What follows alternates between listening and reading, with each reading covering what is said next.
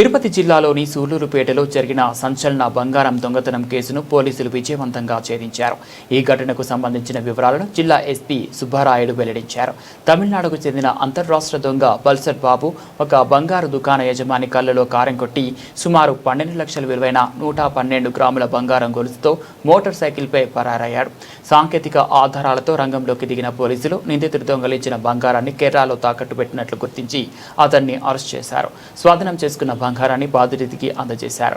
నిందితుడిపై ఇప్పటికీ 25 కేసులు ఉన్న నేపథ్యంలో అతనిపై పీడీ యాక్ట్ నమోదు చేస్తున్నట్లు ఎస్పీ తెలిపారు. ఈ కేసును త్వరగా ఛేదించిన అడిషనల్ ఎస్పీ, డీఎస్పీ పోలీస్ బృందాన్ని ఆయన అభినందించారు. పోలీస్ స్టేషన్ లిమిట్లో సూళ్లూరుపేటలో ఒక నగల యజమాని ఉన్నప్పుడు నగలు కొనడానికి వెళ్ళే వ్యక్తిగా వెళ్ళి అతన్ని దృష్టి మరల్చి దాదాపు 12 చైన్లు, 112 గ్రాముల వర్త్ ఆఫ్ గోల్డ్, దాదాపు 12 లక్షల విలువ గల గోల్డ్ని తీసుకొని మోటార్ సైకిల్లో పారిపోవడం జరిగింది. అతని కళ్ళల్లో కారం కొట్టాడు. జోబులో ఉన్న కారాన్ని ఆ వ్యక్తిపై కొట్టి పారిపోయాడు. సో ఇమీడియట్గా దాన్ని ఛాలెంజింగ్గా తీసుకొని additional SP crimes and DSP Naidupeta మరియు సూళ్లూరుపేట ఇన్స్పెక్టర్, వాకాడు ఇన్స్పెక్టర్ వాళ్ళ మొత్తం టీం అందరూ కలిసి సెపరేట్ టీమ్స్గా ఫామ్ అయి ఉన్న టెక్నికల్ ఎవిడెన్సెస్ అన్నీ కలెక్ట్ చేసి అన్ని ఆధారాలతో ఒక వ్యక్తిని గుర్తించడం జరిగింది.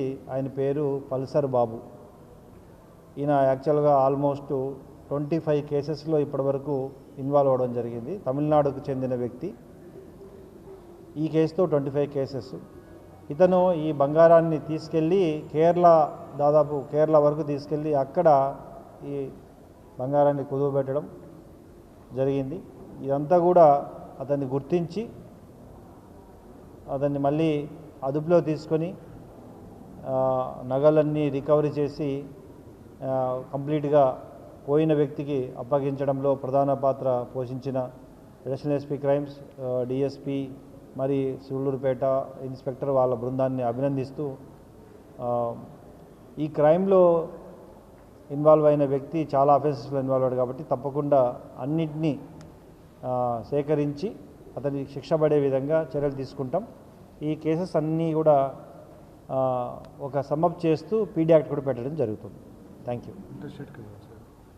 అదే ఇది is involved in interstate gang. ఇతను చాలా కేసెస్లో ఇన్వాల్వ్ అయి ఉన్నాడు. తిరువల్లూరు, అటు తమిళనాడులో, ఇంకా చెన్నై ఆ ప్రాంతాల్లో కూడా ఇన్వాల్వ్ అయి ఉన్నాడు. సో ఇతన్ని పట్టుకోవడంలో Tirupati police is playing a major role. తమిళనాడా ఎలక్షన్స్ ఆల్రెడీ చెక్ పోస్టులు అవుతున్నాయి కదా, అన్నీ కూడా దాదాపు 5 చెక్ పోస్టులు రన్ అవుతున్నాయి. యాజ్ ఆఫ్ ఆల్మోస్ట్ గత 15 రోజులుగా చెక్ పోస్టులు పోలీసు, రెవెన్యూ, ఫారెస్టు, ఎక్సైజు ఈ విభాగాలు అన్నీ కలిసి చెక్ పోస్టులు రన్ చేస్తున్నారు. ఎలక్షన్స్ దగ్గరకు వచ్చిన తర్వాత వీటిని ఇంకా ఎక్కువగా కూడా పూర్తిగా ఇంకా అవసరమైతే మొబైల్ చెక్ పోస్టులు, mobile vehicles, mobile task force కూడా పెట్టడం జరుగుతుంది బార్డర్ ఏరియాస్లో. ఎలక్షన్ కమిషన్ యొక్క రూల్స్ను పాటిస్తూ ఎవ్రీడే ఏమేమి సీజ్ చేశామో, ఏమేమి వెహికల్ చెక్ చేసాము కూడా వీటన్నిటినీ కూడా ఎలక్షన్ కమిషన్ పంపడం కూడా జరుగుతుంది.